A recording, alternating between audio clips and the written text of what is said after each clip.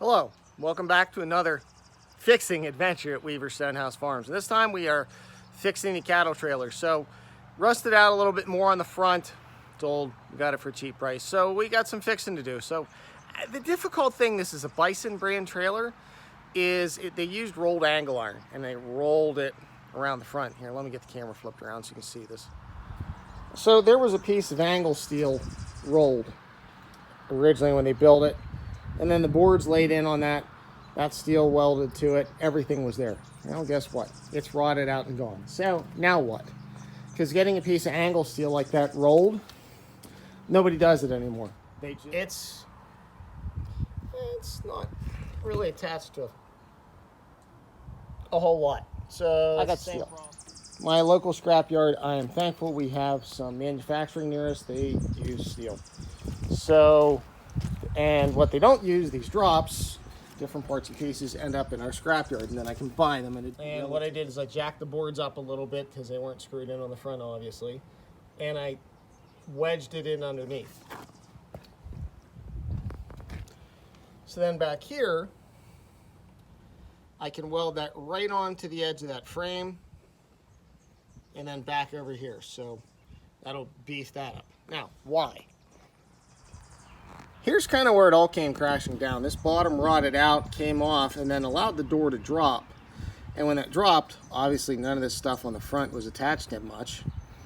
So then that whole assembly dropped down. Now thankfully, years ago, this top blew off when I was driving it, and I reattached it with Super Duty body adhesive, 3M stuff. Like it's the stuff manufacturers using cars. And you can see the stress on what was there for pretty good paint, and it allowed that whole door assembly to then do this. That fell down, right?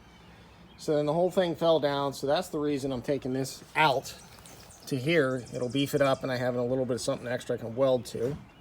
I have the important job.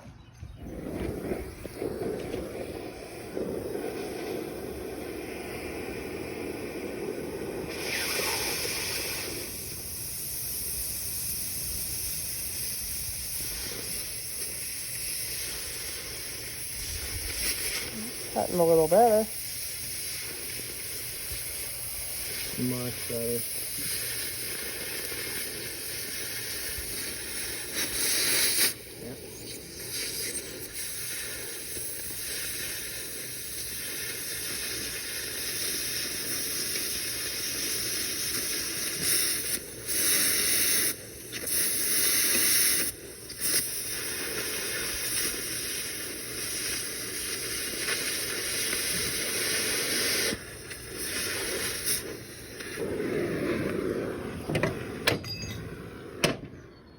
Okay, got the angles cut. So then we can go ahead and I'll grind them a little bit on the sides. Not too bad for freehand. Turned out all right. Under the trailer, there's the line I drew where I had that piece of plate steel. There's where that ring would have went. What was left of it right here. I decided to cut all the rust out.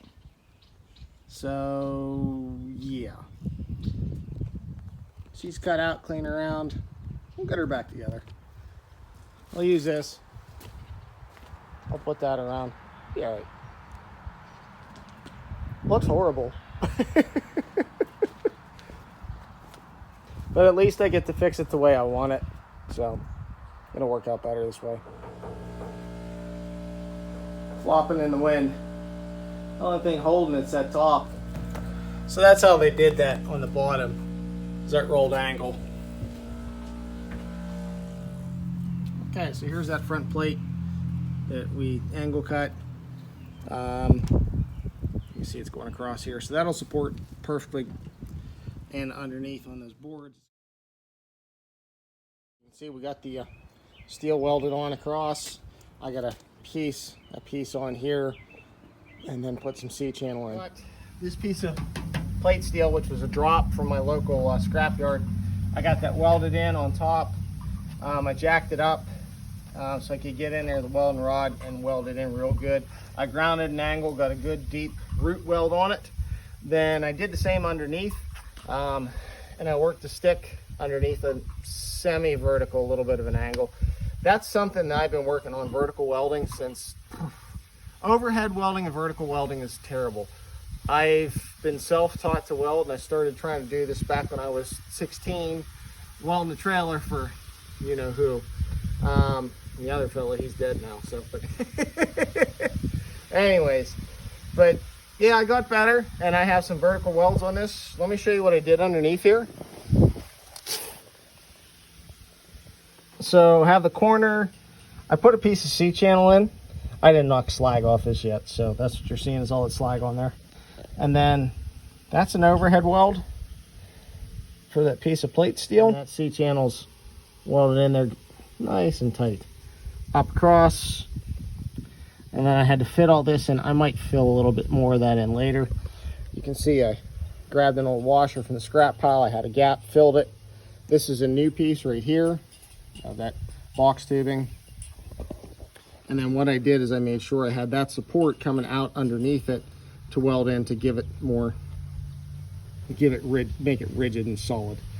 So then on the inside it was coming apart a little bit, so I got my little MIG welder in there on the inside, because this, the way they built these trailers, this stuff, the original tubing is thin. It's really thin. I went back in heavy wall, as I always do. So now we're going to go ahead and fit up a piece across this, and we'll lay it in here and weld it.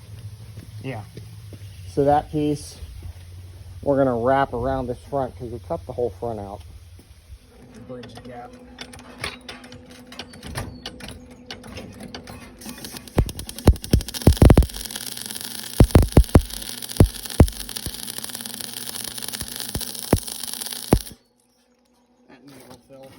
That's not, this is just a little bit to go in. Let's see how it goes on top.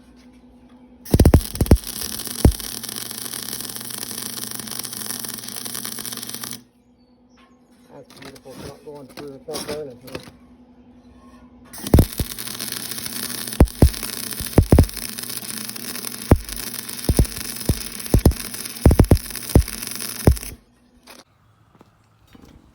So I used my self-tapping screws. A little bit longer ones, bigger heads. Got those at R.E. Michaels. Screws, couple welds, got a couple on the bottom. Yeah, got that new piece on the bottom welded in. Oh man, that's doing good now. All right, I'll fill that gap on the bottom, and then I gotta do the same thing over here. I'm gonna put a piece of plate out, angle out. Yeah, we'll get it. Coming along.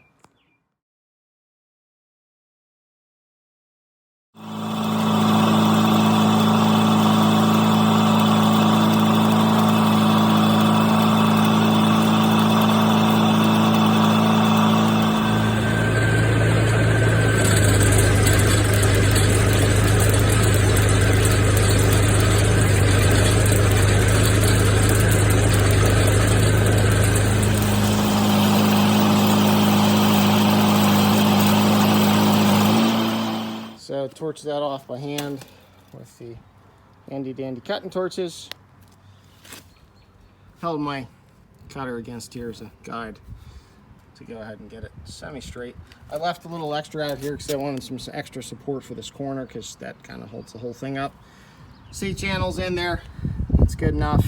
That's back in underneath. That's, I put a cap weld over top of it. And then I'll cap that down there once I get that piece jammed back down on. That turned out pretty good across the top. I jammed this up underneath to give me a little bit of air gap from the wood so it doesn't catch fire. I just finished welding that C-channel in. So, I think it's okay for welding upside down. And in the corner, yeah. Oh, is it? It's pretty good. That's all welded in. Yeah. And then also that steel now ties back in to the frame. I gotta weld a little bit there yet too. And my ever faithful, wonderful, lovely wife helping. What do you get to do, dear? on a tractor. That's my power for the welder, because all my tools are over here and I didn't want to run around the other side of the house. If you're keeping track of welding rods, this is now box number 2. 5-pound box of welding rods. My favorite go-to, 7/018. And I had a box, I think, of 3/32. Next size down, I did some welding with those 2 also. About a half a box of them. Show you what we're doing on this one. So what I did for this piece here, I did it a little different. I took and welded that C-channel in first, and then I set this other piece of plate, which is a drop from a scrapyard, in. And I have everything clamped and fitted up, and I had to push that side up just a little bit with the jack, and now we're going to go ahead and burn it in. Now I took the drop from the other side, patched it in here, because whenever I laid this front one out, I cut it just a little too short, but not bad. So I was able to weld that in. I'll torch that out. So I had to patch a little bit of an ear in there. That's okay. Yeah. What I did with that yellow line, we took the wraparound steel, laid it on here, and then took paint marker on it. So that'll fit into the corner. Got a couple spots I gotta weld in, some holes on top, but overall it's looking pretty good. I got some extra filler I got to tack in here to build that up to catch that bottom, but that'll be all right. Now I'm torch it off. Welding is done. Did a little grinding on it to make it somewhat clean. Stitch that corner up. I gotta knock some slag off that corner, but yeah, I built that 6013 rods is what I used for that. Really thin ones at like 60 amps. So left a little extra plate steel on the bottom, figured it wouldn't hurt. It's all right. It'll help support everything. Left that gap there because, well, that's where it was. And also when we wash the inside out from the cows, that stuff can all rinse out. I left holes along the bottom so to drain some water out. The door actually opens now. Opens beautifully, closes real nice. Then you can see on the inside here. And then I was able to tie that into that frame here, welded in this plate steel. And then you can see the light for the gaps. Because this manure gets in there, I mean, I do rinse it out. I do wash it out, but when I'm washing out, I need some holes to help keep it clean. Eventually, when these boards are shot, I'll screw it down, but it's good on the front. And then tack that together on this side, and then this I'm not exactly the happiest with, but that was something I'd cut off when we put the new frame rail in on this side. And well, at least it's welded now, and that's solid. So yeah, that's in.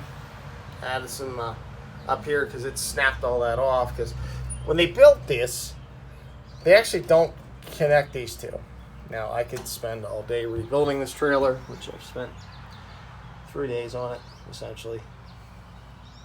Yeah, so it's here, and the frame is much closer. It's not 100% square, but it wasn't, whenever I bought it, it wasn't 100% square. So much better than what it was. There's paint on it. We've got primer on it. We got paint on it.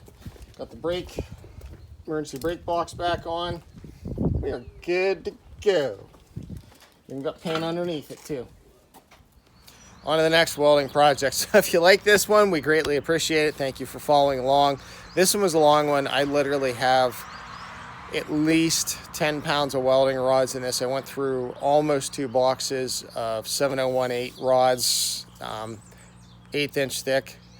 And I had some smaller 3/32 ones that I went through, probably 2-3 pounds of those. And then MIG welding wire, 1 or 2. So yeah, a lot of welding, a lot of help. Appreciate it. Like the video, share, and we'll see you next time on the farm or in the garage, welding or fixing something.